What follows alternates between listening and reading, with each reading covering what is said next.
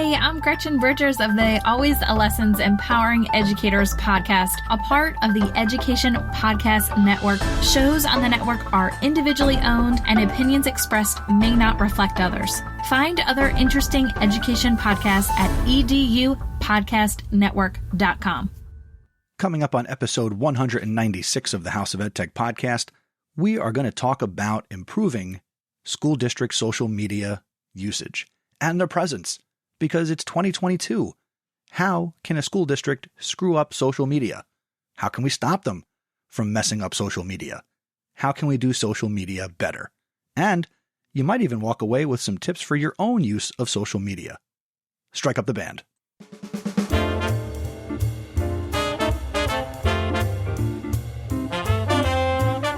Welcome to the House of EdTech.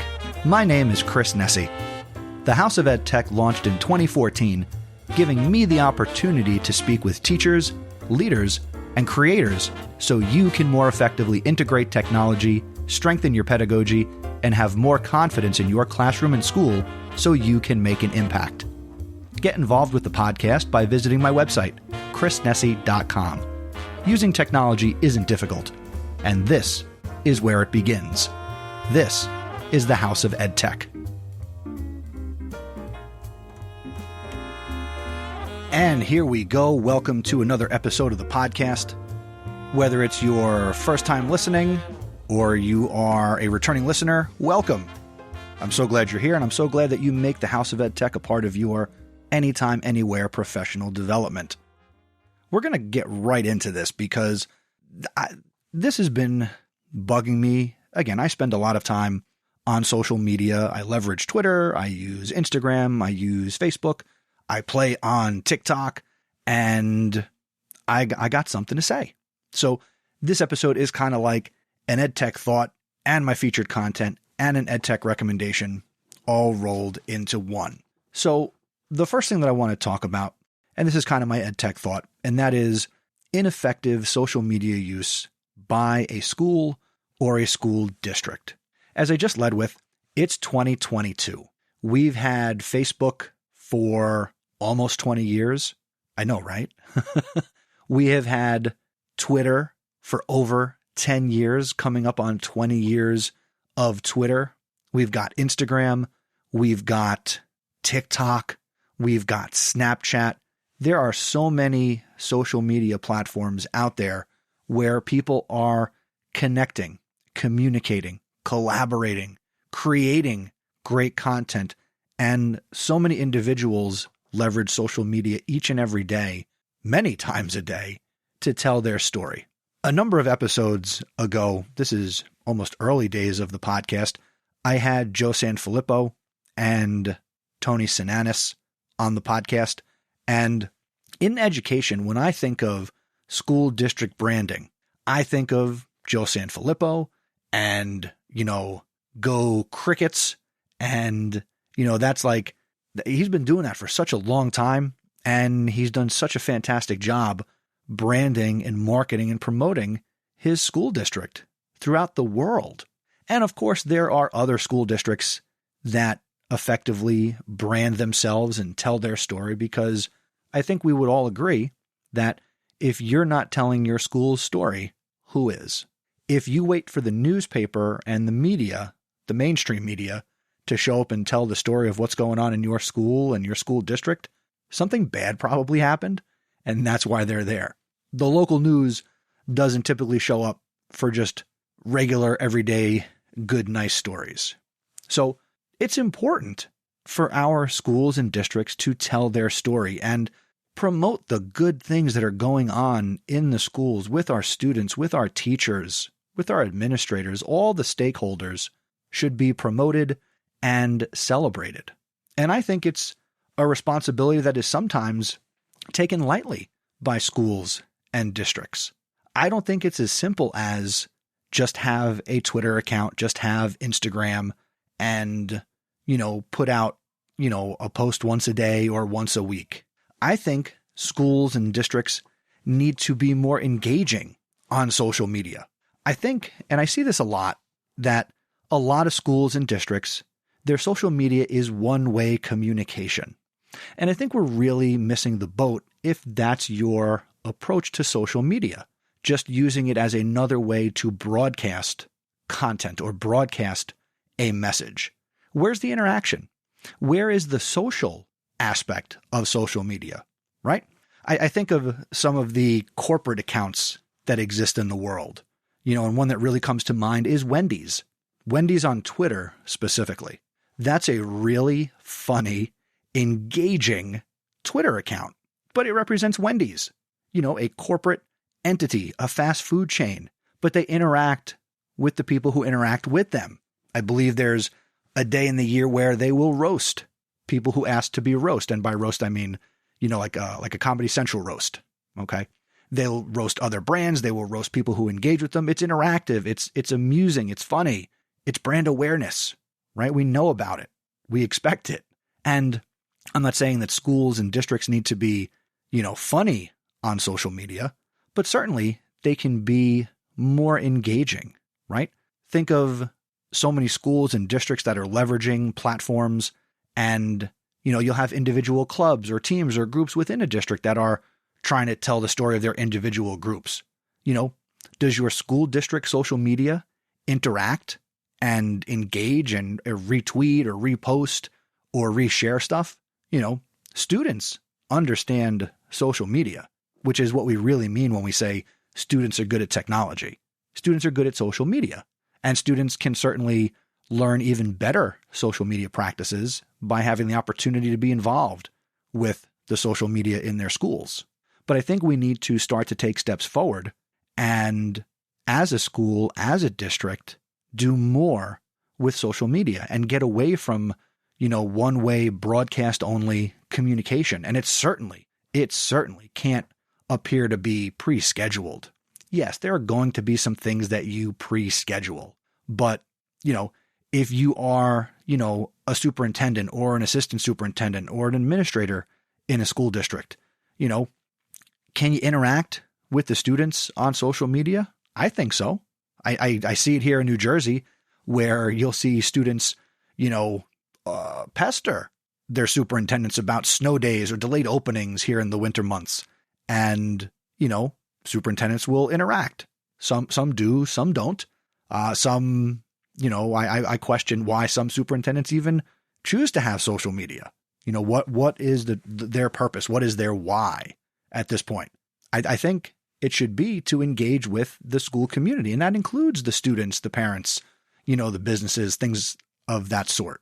So I think we need to come up with better ways to truly use social media, and there are ways that we can do it more effectively. All right. I think that's my EdTech thought. So why don't we, how about you and I, we talk about some featured content, and let's talk about some tips for how we can use social media more effectively.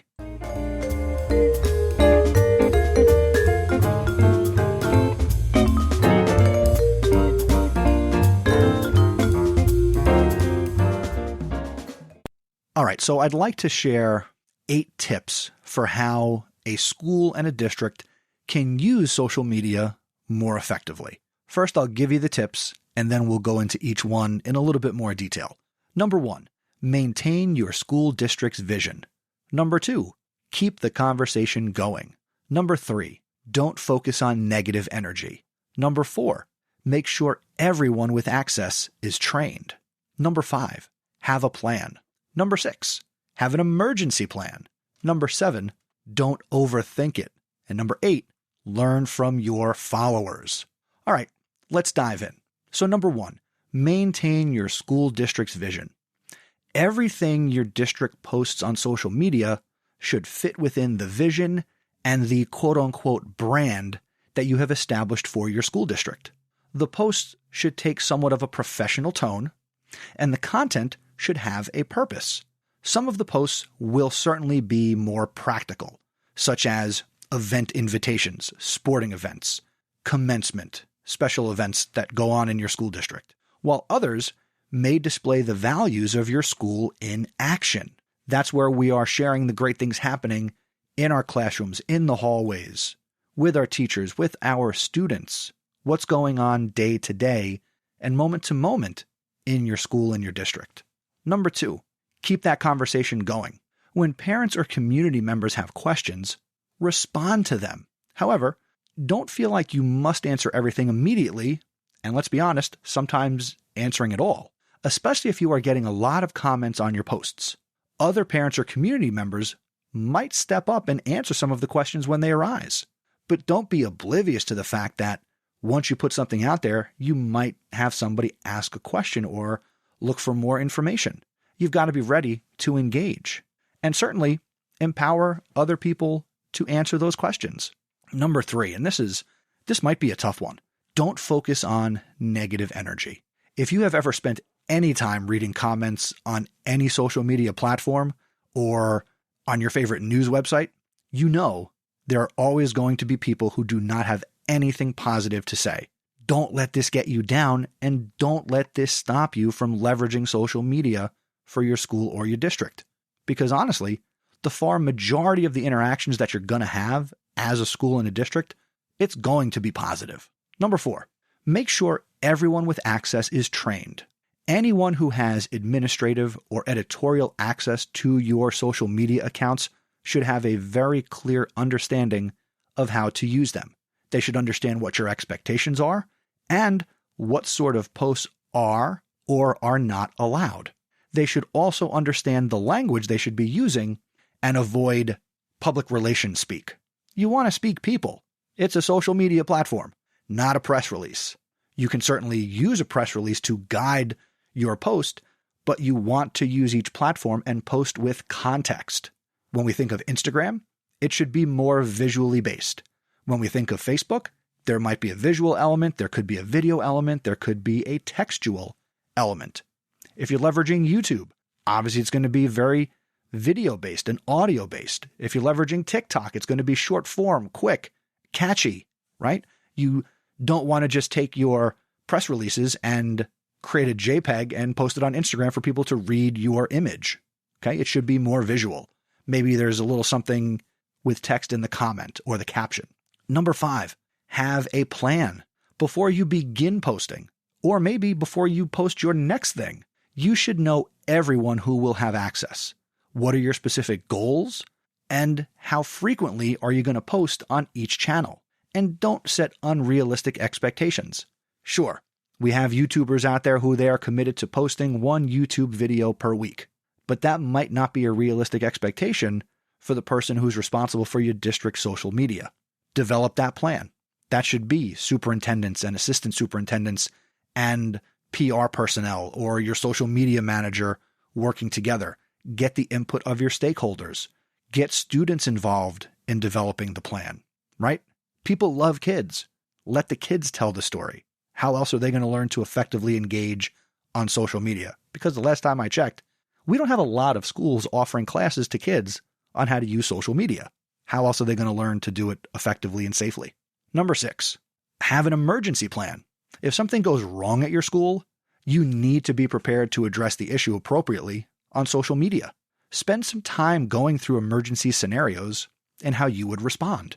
A communication professional might be somebody you want to consult, but again, if you work together and put your heads together for all the stakeholders, you can probably come up with what is appropriate to post during a crisis situation. And let's hope that your school and your district don't have to deal with any crises in the near future. Number 7, don't overthink this. Anytime you make a post on social media, it's understandable that you might feel nervous that you'll be ignored, rejected, or simply say the wrong thing. But this is for your school and your district. Don't overthink it. You are using it to start genuine conversations and to disseminate important or interesting district information. There are opportunities to strengthen the relationships with your community or rally support from your community when you need it. Number 8, learn from your followers. Engage with your followers. Social media is a great way to learn exactly what your school district's parents and community members are thinking. You can use it to conduct polls, ask for direct opinions, or get a better understanding of the biggest areas of interest or concern on the part of your followers. Now, you might not always like what you hear, but you need to be willing to listen. And listening is half the battle. And you're probably going to get a lot of positive stuff as well. So those are 8 tips that your school and district should consider. So to recap it, you want to maintain your district's vision through the social media outlets. You want to keep any conversation going and be willing to engage in conversation.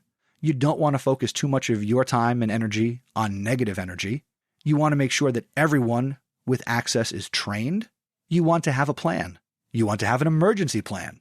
How are you going to handle what happens if something negative happens? How are you going to leverage social media in those instances? Don't overthink it. Keep it simple, silly.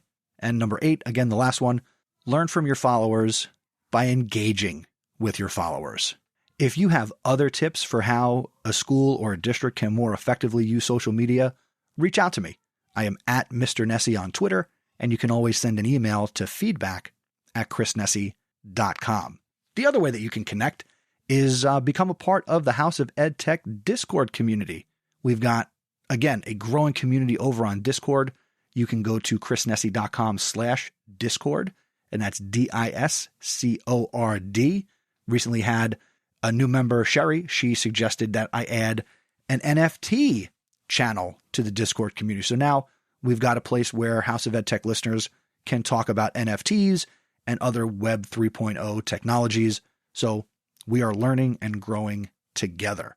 Actually, you know what? That's actually going to bring us into the recommendation. So play the transition music, you over there. Hit the button. Go ahead. Yeah, hit it now.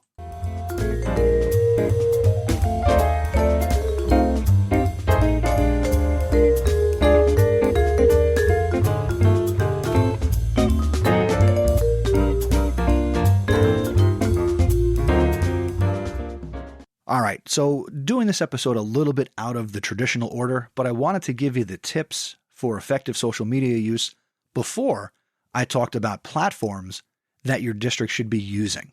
Now, I'm recording this at the end of February of 2022, so if you're listening to this much later in the future, these platforms might not even exist anymore, but there might be a platform that does something similar, so take my recommendations with a grain of salt. Facebook was launched 18 years ago as one of the first social media networks. Since its inception, social media platforms have drastically changed the way we communicate and connect with each other. However, in this current era of COVID-19, social media has become increasingly challenging to manage.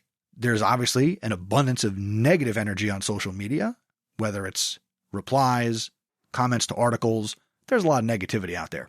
Even the most positive posts are getting negative feedback, and many school PR personnel are feeling defeated on content and strategy. But again, don't let that stop you. The first step to a positive and engaging social media presence is identifying the channels and the technology and the platforms that work best for your district communications. There are plenty of tools out there, so first you need to understand which channels to use and what purpose they each serve. You might be wondering, what's safe? What's effective? What's worth my time? The good news is there are only a few social media platforms that your district should focus on. They are Facebook, Instagram, Twitter, YouTube, TikTok. That's right. Keep it that simple. Now, that doesn't mean you need to use all of these, but each allows you to connect with a certain group of your community in a different way. Remember, it's all about posting with context. So let's start with Facebook. Why should your district be using Facebook? If you're going to use a single social media platform, pick Facebook. It's a leader among all the social media platforms, and it has the largest overall user base. Who's the audience? Well, you're going to probably be reaching the parents. And as much as I love kids, when it comes to getting information home, you're going to want to reach the parents in a place that they are. And a lot of parents are really using Facebook. So maybe having a district Facebook page or a district Facebook group where people who are a member of your community can come and be a part and ask questions and engage. What should you be posting on Facebook? Facebook can run the gamut for the types of content that you can share. Facebook is a great place to share videos, photos, events, and even job postings for positions. Just remember, your target audience is going to be primarily parents, so you need to tailor and customize your message with that in mind. What shouldn't you post on Facebook as a district? Facebook was once a place that you'd hear recommendations to post emergency notices or potentially controversial decisions. However, this platform, Facebook, is really going to be a place where you can get a lot of negative commentary. So how do you fight this? Well, keep it positive. Don't post controversial stuff on district Facebook profiles or pages or groups. Okay? Start with a district-specific page and slowly expand your individual schools into the mix. You'll see higher engagement with posting consistently. So before you create school pages, make sure someone is ready and willing to manage them on a regular basis. If you plan to post directly to Facebook instead of using some type of social media management tool, download the Facebook Business Pages Manager app on your phone. Using this app will ensure you don't accidentally post to your personal page when creating content for your school or your district. Number 2, your district should be using Instagram. Instagram is super popular everywhere, especially among schools and school districts. What was built to be a photo sharing social network has risen to be the, get this, third most popular network worldwide. Instagram is a great way to visually showcase what your school is doing and connect with another, often younger, subset of your school's community. So who's the audience? Well, certainly parents are still going to be a part of this, but our students are using Instagram at a very almost alarming rate. All right. Many students, in my experience, they've got Instagram not because they're posting pictures. I know of kids, because, and I'll tell you what I do with Instagram in what I do at my school, that kids don't even post on Instagram. They use it as a messaging app. All right. They're checking out other people's content, but they don't post anything. They have their accounts. They're private. They don't post anything, but they use it as a communication tool. But they also use it as a way to follow accounts that are putting out information, which your school and your district would be doing, right? I see this in my own example of being the advisor of the podcast club at my school. We're leveraging Instagram to promote what we're doing for our shows. We are also promoting the other Instagram accounts, right? I didn't really notice this until this year when I got involved in this capacity, is that so many clubs and groups and sports teams, everybody's got their Instagram account. Why? Because that's where the kids are. So if you want to reach the students, you got to hit them where they're at. And that's Instagram. What should you be posting? Well, Instagram was made to share photos. So great images and videos should be your primary focus. In fact, you can't post anything on Instagram without a visual component to your post. Keep your target audience in mind when creating content. Students love to see photos of themselves. Student-centered content will result in more engagement from your student followers. And you should encourage students to follow your school and sports teams accounts. Another aspect of Instagram that you should be trying to leverage would be Instagram stories, Instagram highlights, and Instagram reels. There's more to Instagram than static image posts. With stories, these are short-lived posts that you can share quick updates that only appear for 24 hours. Stories can be found in the Explore page, which can help you engage with audience who don't already follow you. Because they disappear within 24 hours, there is less pressure to make those posts quote-unquote perfect. And let me just stop right here for a second. Don't try to make your posts perfect. Just document what's going on. Don't worry about so much the creative piece. Just document what's going on. Leverage highlights. If you want your stories to live on for longer than just a day, you'll want to use the highlights. This is a feature that allows you to group stories together under a category, and they will live permanently on your profile page. And they are featured just above your post grid on your profile page. If you go and check out what I'm doing with the podcast network, it's at Zebra Podcast Net. And I've got a example highlight there, just coincidentally, where I have highlighted, or I'm showcasing in a highlight, all of the renovations I did to the studio space for the Zebra Podcast Network. So you can go and check that out. The other thing you can leverage is Reels. So this was Instagram's answer to TikTok, which I will talk about in a second. And Reels is a way that you can engage with your audience. These are quick videos, often set to music or following a theme, and they can also be found on the Explore page or through Instagram's dedicated space on its app. Couple of tips to get started on Instagram. Number 1, start small, but be consistent. For school districts just beginning their journey with Instagram, or maybe you want to reevaluate what you're already doing, try posting a photo or video 3 to 4 times per week, and then work up to posting daily. Start small, you can always improve. If you come out fast out of the gate, you might find that that's challenging to keep up with. Unlike Facebook, having an account for different schools in the community can be beneficial. I recommend that you stick to one Instagram account for your district, and then you can have different accounts for your clubs, your sports, and the different groups. But that district account or that building account for your school or your district needs to be engaging and promoting and resharing what the different subgroups are doing. Number 2, a key best practice to remember about Instagram is that high quality photos and videos should live on your feed, but lower quality videos and photos, that's what you should use stories for. If you're just getting started, stick with posting to your feed and then start experimenting with how stories and reels can give a glimpse into everyday life of your school and the school community. And the last tip for Instagram would be number 3, you can't post to Instagram from your desktop or your laptop without using some sort of social media management tool like later.com as an example.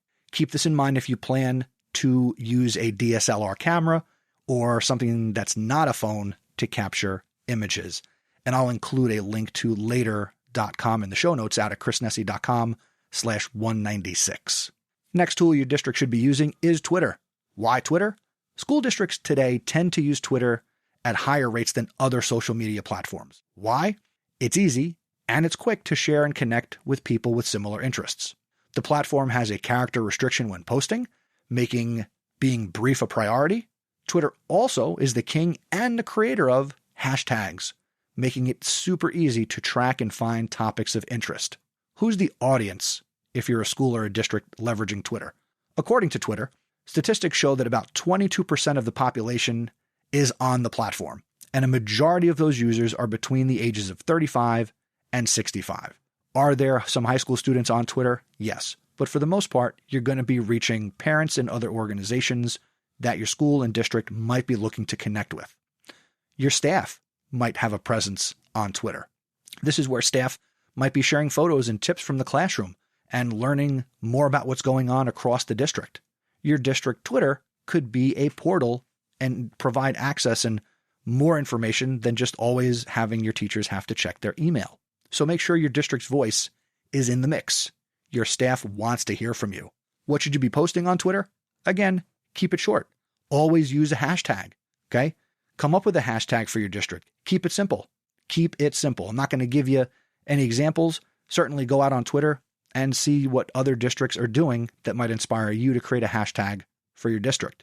You also want to retweet stuff. You want to engage. It is a social media platform. You have to be social. You have to engage with other human beings.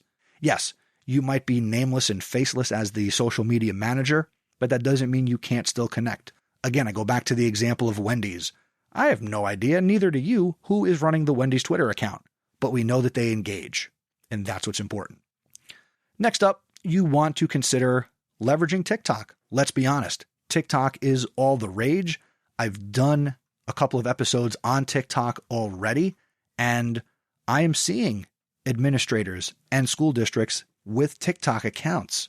In my school, we have a new social media club where we are encouraging high school students to get involved with the storytelling aspect of the school. And they want to create their own TikTok challenges. They want to do stuff on Instagram Reels and create the graphics and tell the story on the social media platforms for the high school. You just want to make sure that above that, at say the district level, that you're getting that support and opportunity to be creative and engaging. So that's where districts and individual schools in the same community need to work together. But TikTok, I think, is a fantastic way that you can start to engage and really connect with your students, because while a student might not be creating content on TikTok, a lot of students have the app, and that's where they are consuming some of their content. And last but not least, YouTube, super powerful. We all love YouTube. We go to YouTube University. We watch videos, and it's a great storytelling platform because you have YouTube Shorts, which again is YouTube's answer to TikTok and Instagram Reels. So you have YouTube Shorts. You know, if your school is doing, video news or anything, concerts, You should be live streaming. You should be trying to put sports up there. Again, YouTube is just so powerful, and I believe that YouTube is the second largest search engine on the planet next to its big brother, Uncle Google. Big brother, Uncle Google? That doesn't even make sense, but I'm going to leave it in. So that is some technology that your district should be using. And as we get ready to close out this episode, I hope that you have found value. I hope that maybe if you're the person who handles social media for your school or your district, you find value in what I've shared. And if you're not that person, I hope you'll consider sharing this episode with the person or the people who are managing social media for your school or your district. And I want to hear from you. Go to chrisnesi.com/feedback. Send me an email, feedback@chrisnesi.com. Let me know, did I miss something? Are there other tips? Is there a social media platform that your school is leveraging that I didn't consider? Let me know. Reach out, and we can certainly continue that conversation and learn and grow together.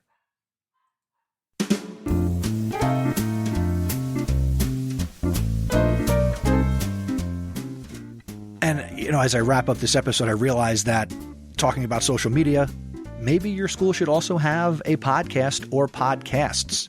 Certainly reach out to me about that directly, because I'm kind of doing it right now with the Zebra Morning Show, and we have a new afternoon show on Tuesdays called Zebra Drive Time. So if you want to learn more about how to bring podcasting into your school as an extracurricular activity and a storytelling vehicle, let me know. Keep the conversation going for this episode. Go to chrisnesi.com/196. You can also email me. Go to chrisnesi.com/feedback, or you can send a voicemail. And I love to get voicemail, so please send me a voicemail. chrisnesi.com/voicemail. If you enjoy the House of EdTech, well, do me a favor. Tell somebody else about the podcast. Word of mouth is the best way to share a podcast that you love. You can also consider becoming an awesome supporter of the show. I am very thankful for the ongoing financial support from the following people. Thank you to Anthony Arnaud, Dan Gallagher, Carlos Garza, Peggy George, Jeff Herb, Mike Messner, Matt Miller, JP Prezavento, Patty Reefus, Lori Simpson, and Kyle Wilcox. If you're interested in becoming an awesome supporter, you can go to chrisnesi.com/awesome. If you don't want to do it on an ongoing basis, you can also buy me a cup of coffee. You can go to chrisnesi.com/buymeacoffee. I would appreciate that as well. Although I'll be honest, I don't drink coffee, but I might get a Coke. I might get iced tea. So that certainly keeps me going. And I appreciate any support that I can get as I create this content for you. What else is going on? So some notes here at the end. One, next episode of the show is going to be episode 197, and that's going to come your way on March 13th, 2022. Also, I'm kind of putting into place the planning for episode 200, which is, as I'm recording this, in 4 more episodes. We got 197, 198, 199, and then we're going to get to episode 200. We are also very close to the 1 million download mark. I've said before, I knew we'd get here. It's just a matter of going through the process. So, a lot of things coming up. If you've got ideas or something you want to throw your hat in the ring for episode 200, I've got some ideas, but what do you think episode 200 should be? Let me know. Reach out, and we'll figure it out together. Until next time, thanks for listening, and remember, using technology isn't difficult. Just give it a try.